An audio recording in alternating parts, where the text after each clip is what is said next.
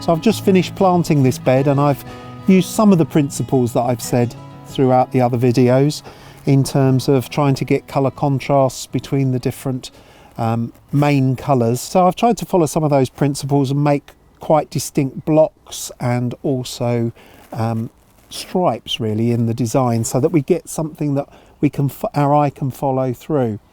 But one of the things about this particular site is that it's overshadowed by this shed, and that means that it's a good exercise to look at which colours really sing out in the planting, and then also some of the plants that I've got around me. It's worth considering how the different plants will perform in different light conditions during the summer months.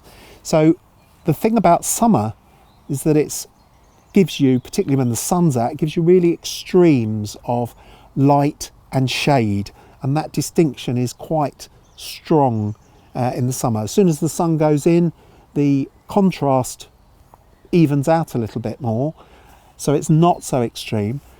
But how those colours read in sun or shade is really important, because many of us have shady gardens, many of us have pockets of the garden that's brilliantly sunny, and we want to use the right colours so that they show up the best. So for example, here in the bed that I've planted, I've used this strip of yellow marigolds and also the orange marigolds, but those are the things in these reasonably low light conditions that really say, hello, look at me.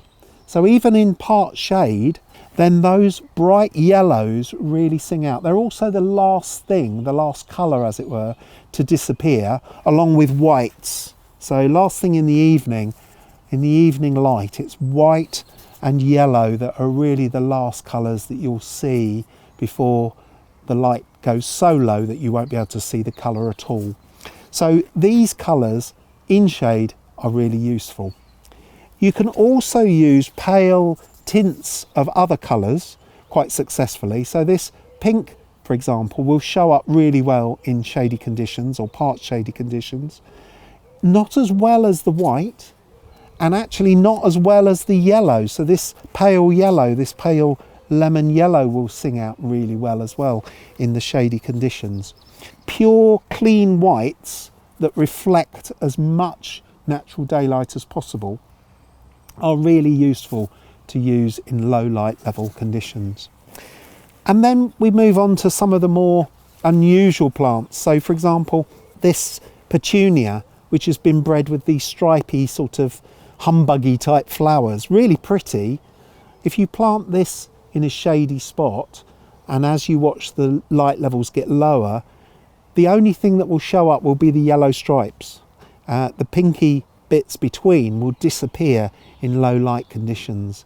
So bear in mind that the colour of the flowers is really important when it comes to choosing what to grow where.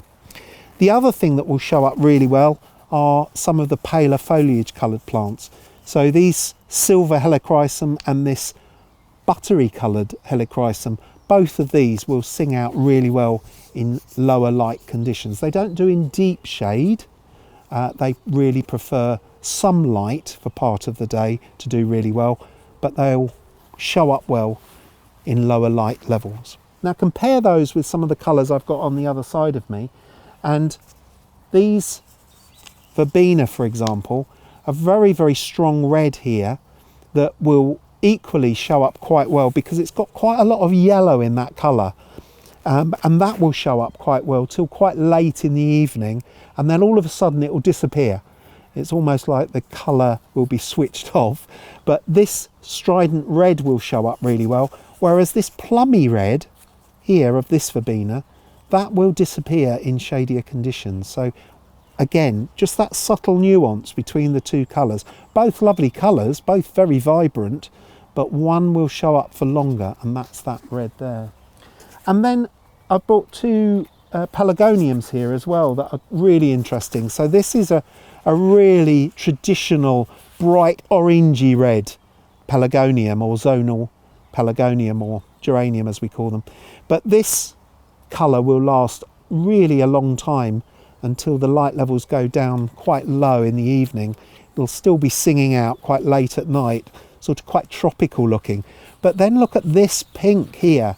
This has almost got neon in it. It's almost a neon pink, and that will really shout out at you in the late evenings till very late on.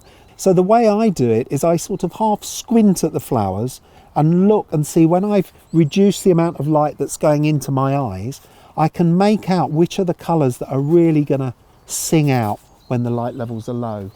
And you compare those ones to this beautiful petunia that we mentioned earlier, with these absolutely beautiful flowers that really are delicious close up.